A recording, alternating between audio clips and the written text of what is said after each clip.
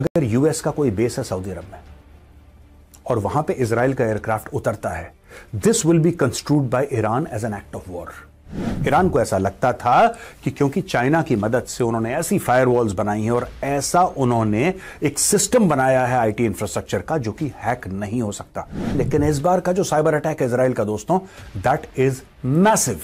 There are massive outages. Iran ने धमकी दे दी सारे देशों को। ये सारे अरब देश हैं, सारे मुस्लिम देश हैं। मुसलमान देशों को धमकी देने के बाद ईरान ने बोला है कि अगर तुमने वेस्ट की या इजराइल की मदद करी फिर देखना। साफ तौर पे अमेरिका और इजराइल को यह बोल दिया है कि बॉस, हमें अपनी लड़ाई से दूर रखो, हमारा इससे कोई लेना देना नहीं। ईरान के पास एक और ताकत है जो और किसी के पास नहीं, और वो ताकत है ईरान के फंडेड आतंकी संगठन। इनके पास वो औजार हैं, इनके पास वो हथियार हैं, इनके पास वो आतंकी संगठन हैं जो यूएई के अंदर त्राही त्राही कर सकते हैं, जो कतर के अंदर आग लगा सकते हैं, जो कि जॉर्डन में बवेला मचा सकते हैं। सीधी सीधी धमकी है रूस की। रूस ये कहता है कि बॉस, अगर तुमने यहां पे हाथ लगाया फिर देखना। दोस्तों, बहुत त्राही त्राही हो जाएगी दुनिया में अगर ये चीज हो गई, और भारत की एनर्जी और भारत की इकोनॉमी पे बहुत खराब इंपैक्ट पड़ सकता है। नमस्कार दोस्तों, लॉजिक रिएक्ट चैनल के एक और वीडियो में आप सभी का स्वागत है। तो दोस्तों, आज हम जो वीडियो देखने वाले हैं वो है मेजर गौरव आर्या की, और इस वीडियो में जो है जो ईरान की न्यूक्लियर फैसिलिटीज हैं उन पे भाई साइबर अटैक का खतरा बहुत मंडरा रहा है, और वो साइबर एक तरह से उन पे साइबर में घिरी हुई हैं वो, और वो साइबर अटैक किसके जरिए होगा और कैसे उसको कंट्रोल में कर सकता है इजराइल। तो आज इसी के बारे में जो है इस वीडियो में मेजर गौरव आर्या ने बताया है, और साथ साथ में जो है अमेरिका और बाकी कंट्रीज के बारे में भी बताया कि अगर इजराइल वहाँ पे ईरान में अटैक करना चाहता है तो किसको क्या मतलब प्रॉब्लम है और इजराइल को क्या दिक्कत है जो अभी तक उसने अटैक नहीं किया है। तो चलिए शुरू करते हैं वीडियो, और वीडियो शुरू करने से पहले चैनल को सब्सक्राइब नहीं किया तो कर लेना, और साथ में बेल आइकन प्रेस कर देना ताकि मेरी वीडियोस का नोटिफिकेशन आप लोगों को मिलता रहे। तो करते हैं वीडियो स्टार्ट और मिलते हैं वीडियो के एंड में।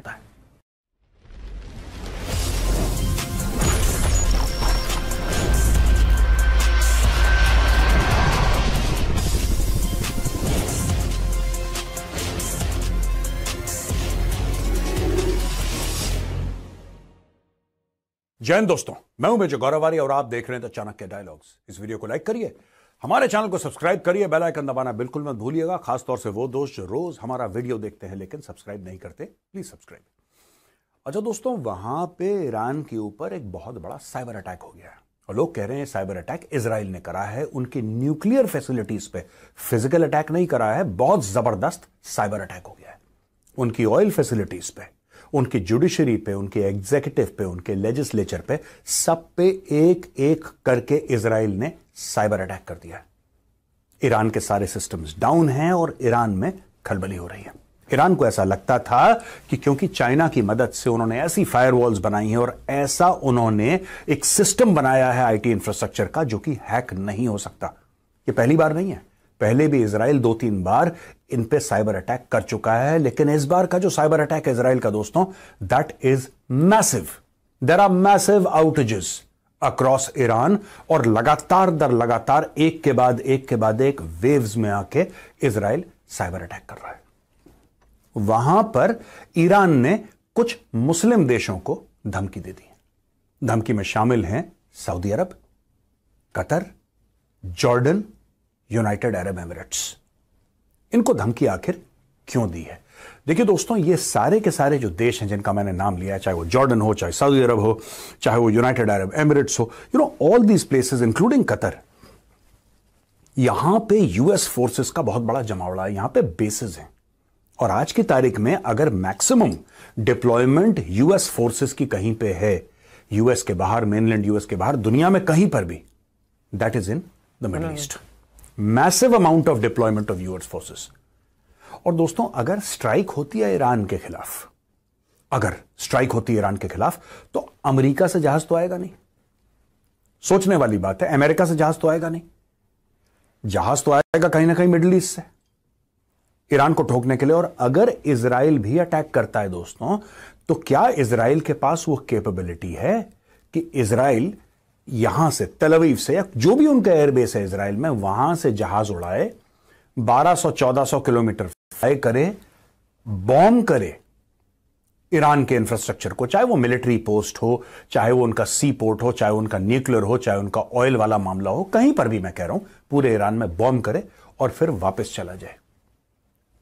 क्या 2,500-3 हजार किलोमीटर का पूरा एक लूप सक्षम है F-35 करने के लिए, या F-16 करने के लिए, या कोई और एयरक्राफ्ट करने के लिए? यानी कि इजराइल को कहीं ना कहीं बीच में मदद चाहिए होगी, चाहे वो ऑयल रिफ्यूलिंग की हो, जिसको मिड एयर रिफ्यूलिंग हम लोग कहते हैं, मिड एयर में रिफ्यूलिंग हो, चाहे उसकी मदद चाहिए होगी, चाहे इजराइल को यह बोलना पड़े किसी देश को कि भाई हम तुम्हारे यहां लैंड करेंगे, फ्यूल भरेंगे, फिर हम बीच में से उड़ के ईरान को ठोक के वापस तुम्हारे पास आएंगे।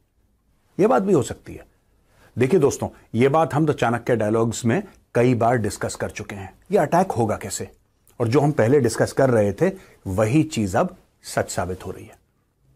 मैं चाहता हूं कि आप ये वीडियो देखें मेरा पुराना, किस तारीख को मैंने ये बात बोली थी और आज की तारीख में ये ब्रेकिंग न्यूज है। अच्छा, F-35 जेट जो है, it can fly almost 2000 kilometre per hour, थोड़ा सा कम, राइट?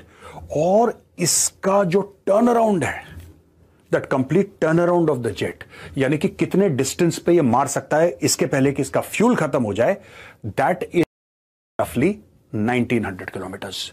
तो बीच में उनको या तो रिफ्यूलिंग के लिए जगह चाहिए या मिड एयर रिफ्यूलिंग करनी होगी। अब दोस्तों, यह वीडियो तो कई दिन पुराना है मेरा, लेकिन इसमें मैंने क्लियरली बताया, जैसे आपने देखा है, कि किस तरीके से आ सकते हैं, या तो लैंड से आएंगे, कैसे आएंगे वो लोग, किस तरीके से बॉम्ब करेंगे, कौन कौन से इनके टारगेट्स हैं, वापस कैसे जाएंगे, ये सारी की सारी चीजें, these are a logistical nightmare. और यहां पे ईरान ने धमकी दे दी सारे देशों को। ये सारे अरब देश हैं, सारे मुस्लिम देश हैं। मुसलमान देशों को धमकी देने के बाद ईरान ने बोला है कि अगर तुमने वेस्ट की या इजराइल की मदद करी फिर देखना। यहां पे इन देशों के हाथ पैर फूल गए। इन्होंने बोला साहब हम ईरान से पंगा नहीं लेना चाहते, और उन्होंने साफ तौर पे अमेरिका और इजराइल को यह बोल दिया है कि बॉस हमें अपनी लड़ाई से दूर रखो, हमारा इससे कोई लेना देना नहीं है। और यही दोस्तों ईरान चाहता भी है। दोस्तों, 2-3 चीजें हैं जो ईरान को यह ताकत देती हैं। 2-3 बातें वो क्या है? सबसे पहली बात कि ये सारा का सारा जो खित्ता है, सारा का सारा जो एरिया है, वहां पे हो सकता है कि अमेरिका ने अपने बेसेस बनाए हों, हो सकता है अमेरिका के एयरक्राफ्ट कैरियर हों, उनके रनवेज हों, वहां पे फाइटर एयरक्राफ्ट हों, उनके मरीन्स हों, इन्फेंट्री और टैंक हो, तामझाम पूरा अमेरिका का हो, और है भी। लेकिन ईरान के पास एक और ताकत है जो और किसी के पास नहीं, और वो ताकत है ईरान के फंडेड आतंकी संगठन। अब दोस्तों आप ये समझ लीजिए कि जॉर्डन में, यूएई में, सऊदी अरब में, कतर में इनके छोटे छोटे हमास और हिजबुल्लाह टाइप के ऑर्गेनाइजेशंस हैं। और ये देश जानते हैं, जब ईरान कहता है ना कि अगर तुमने अमेरिका की, इजराइल की मदद करी तो हम तुम्हें देख लेंगे, वो देख लेंगे किस प्रकार का देख लेंगे? क्या आपको लगता है कि सऊदी अरब पे चढ़ दौड़ेगा ये अपने टैंक लेके? नहीं। इनके आतंकी संगठन हैं जो सऊदी अरब की सिविल सोसाइटी को अटैक करेंगे। इनके पास वो औजार हैं, इनके पास वो हथियार हैं, इनके पास वो आतंकी संगठन हैं जो यूएई के अंदर त्राही त्राही कर सकते हैं, जो कतर के अंदर आग लगा सकते हैं, जो कि जॉर्डन में बवेला मचा सकते हैं। और इन देशों को पता है, इसलिए ये लोग ईरान से डरते हैं। ईरान से लड़ाई में कोई नहीं डरता कि ईरान के पास इतने टैंक हैं और फाइटर जेट हैं। ईरान का सारा मामला जो है दोस्तों, वो आतंकी है। किस तरीके से आतंकवाद को फ्यूल करना है, किस तरीके से सऊदी अरब में कुछ कर दिया, जॉर्डन में कुछ कर दिया, यूएई में कुछ कर दिया, कतर में कुछ कर दिया, यमन में कुछ, हर जगह इन्होंने अपना तंत्र फैला रखा है। और इसी तरीके से ईरान अपनी फॉरेन पॉलिसी और डिप्लोमेसी चलाती है दोस्तों। ये तो पहला कारण है। दूसरा कारण है straight of Hormuz. Straight of Hormuz के बारे में हम कई बार बात कर चुके हैं। स्ट्रेट ऑफ हॉर्मुज जो है वो चाबहार से ज्यादा दूर नहीं है, राइट? ज्यादा दूर नहीं है। वहां पे आप देखेंगे बंदर अब्बास, वहां पे आप और सारी चीजें देखेंगे। और ये जो स्ट्रेट ऑफ हॉर्मुज है दोस्तों, वहां से मैक्सिमम एनर्जी ट्रेड दुनिया की अगर कहीं से होती है तो यहां से होती है, मैक्सिमम एनर्जी ट्रेड। अब आप ये सोच लीजिए कि वहां से ऑयल जा रहा है, वहां से गैस जा रही है, और भारत भी इससे इंपैक्ट हो रहा है। भारत की तो over 90% of gas and oil requirement come from the straight of Hormuz. अगर ईरान वहां पे कुछ कर देता है, अगर ईरान ये कर देता है वहां पे कि हम यहां पे अटैक्स करेंगे जो भी शिप आएगा, तो दुनिया की एनर्जी ट्रेड कोलैप्स हो सकती है। वो एक तरफ, और दूसरी तरफ साउथ यमन में अगर सऊदी अरब से कोई घूम के आना चाहे तो यमन में कौन बैठा है दोस्तों? यमन में बैठे हैं हूती। आपके सामने मैप है, आप खुद देख सकते हैं। यमन में बैठे हैं हूती। हूती किसके कंट्रोल में? तेहरान के कंट्रोल में। एक यहां से फोन गया और वहां पे शुरू हो गया अभी भी, तो आपका स्ट्रेट ऑफ हॉर्मुज से, आपका यमन वाले कॉरिडोर से, आपका हर जगह से तेल बंद, राइट। और ये फायदा देगा सीधा रूस को, क्योंकि फिर भारत की मजबूरी बन जाएगी कि दुनिया भर से पंगा हो तो हो, फिर भारत अमेरिका से कह सकता है कि भाई तुम लोग बवाल यहां पे काट रहे हो, लेकिन हमें तो तेल चाहिए। हमारी गाड़ियां कैसे चलेंगी यार, हमारे दफ्तर कैसे चलेंगे, हमारा इंफ्रास्ट्रक्चर कैसा चलेगा, हमारा तंत्र कैसे चलेगा बिना एनर्जी के। हमारे पास तो उतना तेल है नहीं, भारत के पास तेल है लेकिन बहुत कम है। वो 95 to 99% of India's requirements of oil come from outside. फिर भारत की मजबूरी बन जाएगी रूस से तेल लेना, फिर भारत की मजबूरी बन जाएगी बहुत दूर से वेनेजुएला से तेल ले रहे हैं और कहीं और से अफ्रीका से तेल लाने की कोशिश कर रहे हैं। ये सारी की सारी चीजें जो आज की तारीख में हम लोग अवॉइड करते हैं। हमारा मैक्सिमम ऑयल दोस्तों इराक से आता है, इराक का बॉर्डर लगा ईरान से, और जो भी तेल आता है सारा का सारा स्ट्रेट ऑफ हॉर्मुज से, you can say over 90 to 95% of oil यहां से आता है। तो ये दो बड़ी चीजें हैं जो ईरान के फेवर में है। वहां पे रूस ने डायरेक्टली धमकी दे दी है कि अगर ईरान के ऊपर, खासतौर से ईरान के न्यूक्लियर असेट्स पे अगर आपने बमबारी करी, हमने कल के द चाणक्य डायलॉग्स हिंदी में यही कवर करा था दोस्तों, सीधी सीधी धमकी है रूस की। रूस ये कहता है कि बॉस अगर तुमने यहां पे हाथ लगाया फिर देखना। फिर देखना का क्या मतलब है? जब रूस कहता है फिर देखना, इसका मतलब वो एक्चुअली रूस नहीं बोल रहा, वो बोल रहा है चाइना। चाइना चुप रहता है दोस्तों। चाइना कहलवाता है दूसरे पार्टनर्स से कि तुम बोलो यार, एक काम करो तुम बोल दो, मैं नहीं बोलूंगा। चाइना को जो गेम करना है चाइना करेगा। चाइना चाहता है कि इधर और आग लगे, और दोस्तों आग क्यों लगे ये भी मैं कई बार आपको समझा चुका हूं, लेकिन एक बार दोबारा बताऊंगा, क्योंकि कंडीशंस बदल गई हैं। अब क्योंकि कंडीशंस बदल गई हैं आपको दोबारा समझाना पड़ेगा ये चीज, अंडर चेंज कंडीशंस। दोस्तों बात ऐसी है कि जहां हम बात करते हैं रशिया और यूक्रेन के युद्ध की, या फिर हम बात करते हैं इजराइल के युद्ध की, चाहे वो हुथी हो, चाहे वो हमास हो, चाहे वो हिजबुल्लाह हो, चाहे वो ईरान हो, कोई भी हो, दो मेजर वॉर्स चल रहे हैं ना यहां पे, और इन दोनों पे फोकस अमेरिका का और वेस्टर्न कंट्रीज का है। इनके डॉलर भी जा रहे हैं, इनके हथियार भी जा रहे हैं, इनके रिसोर्सेस भी जा रहे हैं, इनका डिप्लोमेटिक एफर्ट भी जा रहा है, यानी कि चाइना की बल्ले बल्ले, क्योंकि चाइना को कुछ छेड़ ही नहीं रहा, चाइना की ओर कोई देख ही नहीं रहा है। चाइना पैसे भी कमा रहा है, अपने पर भी फैला रहा है, यानी कि चाइना ने रूस को बोला है कि तुम एक काम करो, चुपके से एक धमकी दे दो। अब Russia United Nation Security Council का परमानेंट मेंबर है, रशिया के पास maximum, I think second to America, nuclear warheads हैं उसके पास, और रशिया एक मिलिट्री सुपर पावर तो है, ये आप और मैं मना नहीं कर सकते। We cannot ignore the fact that Russia is a military super power. Russia सिर्फ यह धमकी दे दे कि तुमने उनके न्यूक्लियर पर अटैक करा, फिर तुम देखना, और फिर तुम देखना के पीछे this is a great deterrent, great deterrent. अगर रूस बीच में कूद गया तो क्या होगा? रूस कूद गया बीच में मतलब Russia also controls one of the biggest oil and energy supplies of the world. आप ये मत भूलना, जब आप रूस की बात करते हैं तो आप ये मत सोचना कि हम सिर्फ रूस की मिसाइल, रूस के टैंक, रूस के एयरक्राफ्ट की बात कर रहे हैं। We are talking about one of the largest oil and gas supplies in the world. दोस्तों बहुत त्राही त्राही हो जाएगी दुनिया में अगर यह चीज हो गई, और भारत की एनर्जी और भारत की इकोनॉमी पे बहुत खराब इंपैक्ट पड़ सकता है। हमने शुरुआत करी साइबर अटैक से, फिर हमने बात करी किस तरीके से ईरान ने मुस्लिम दुनिया में 4 मुस्लिम देशों को, खासतौर से Qatar, Saudi Arab, UAE and Jordan, इनको धमकी दे दी है कि अगर तुमने करा तो, यानी कि आप ये भी चाहते हैं, आपसे मेरा मतलब यहां पे ईरान है, कि आप ये भी चाहते हैं कि कोई भी ऐसा मुस्लिम देश इनको अपने ऊपर से भी ओवरफ्लाइट राइट्स भी न दे। समझ रहे हैं आप? यानी कि अगर यूएस का कोई बेस है सऊदी अरब में और वहां पे इजराइल का एयरक्राफ्ट उतरता है, this will be construed by Iran as an act of war. ये ईरान उनको बोल रहा है, और इसलिए पूरा एरिया अब अनसेटल हो रहा है। दोस्तों I really want things should settle down, लेकिन मुझे ऐसा लग रहा है कि कुछ आने वाले हफ्तों में बड़ा होने वाला है, और जब भी वो बड़ा होगा हम आपके सामने होंगे आपको लेटेस्ट खबर देने के लिए और उसको एनालाइज करने के लिए। ये वीडियो देखने के लिए बहुत बहुत धन्यवाद दोस्तों। अगर पसंद आए तो उस वीडियो को लाइक करिए, हमारे चैनल को सब्सक्राइब करिए, बेल आइकन दबाना बिल्कुल मत भूलिएगा। जय हिंद, वंदे मातरम, भारत माता की जय।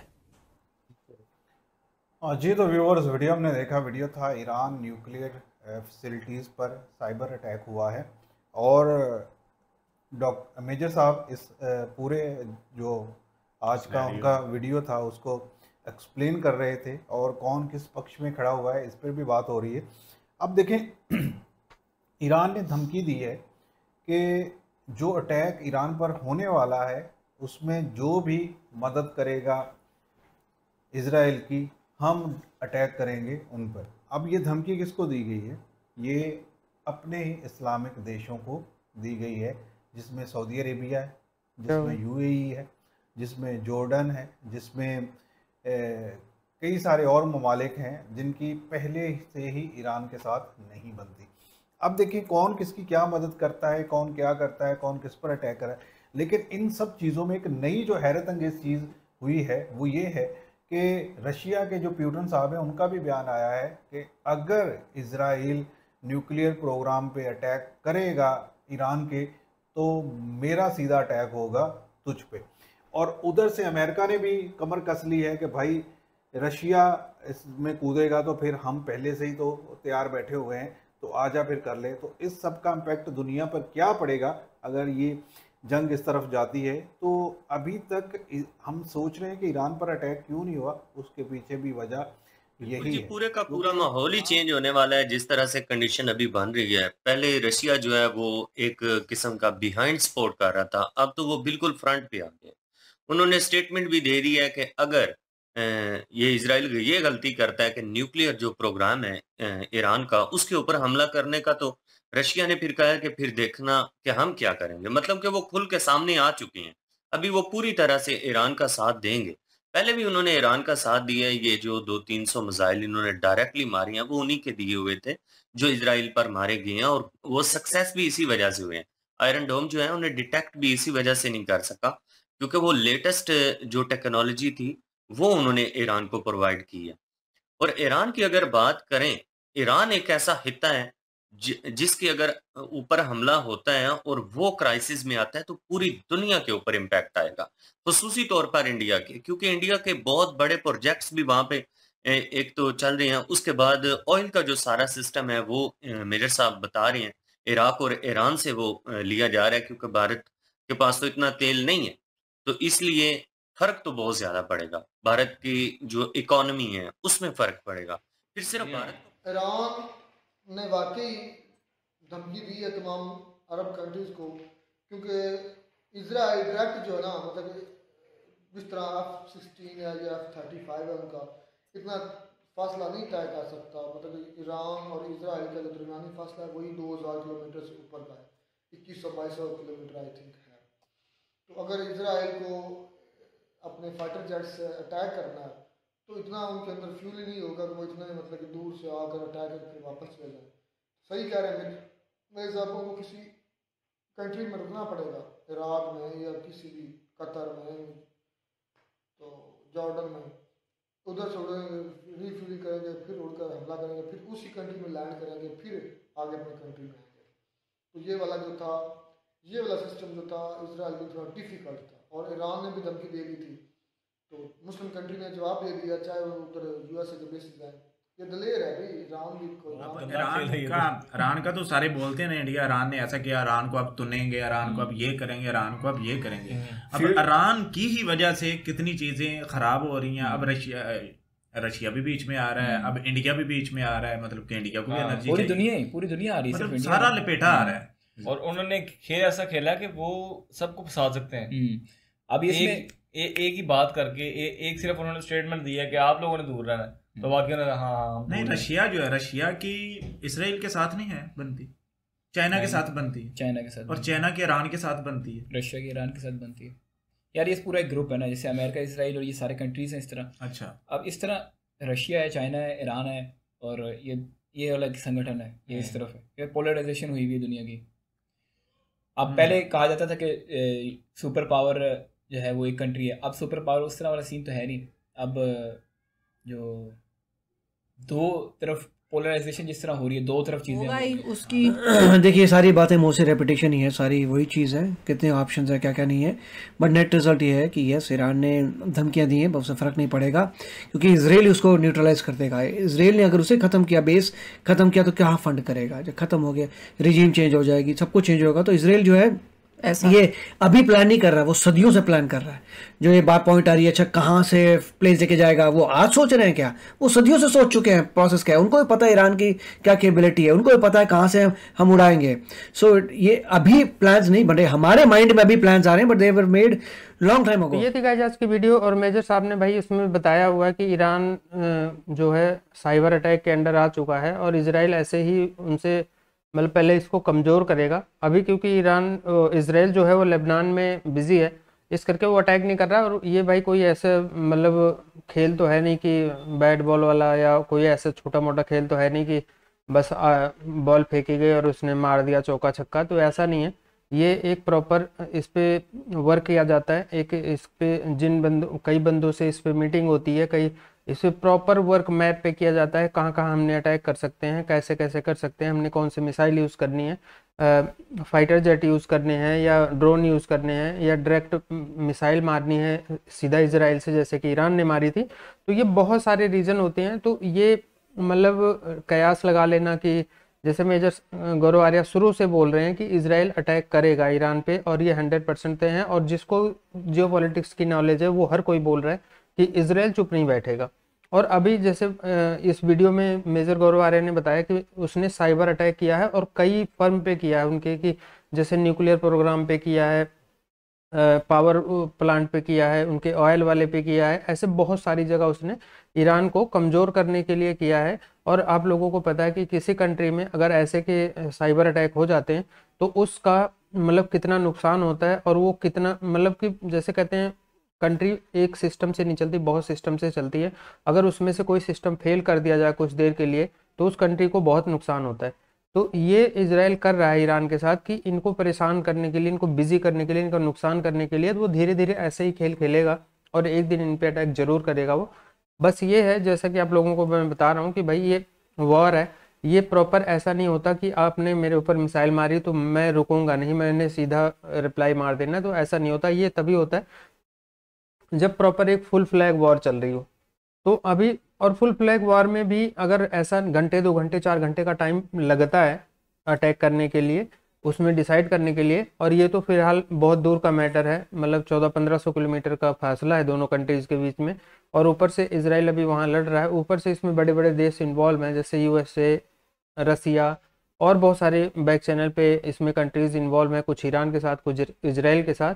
तो ये बहुत मतलब लंबी स्टोरी है। तो देखते हैं अटैक करेगा इजराइल, कब करेगा, कैसे करेगा।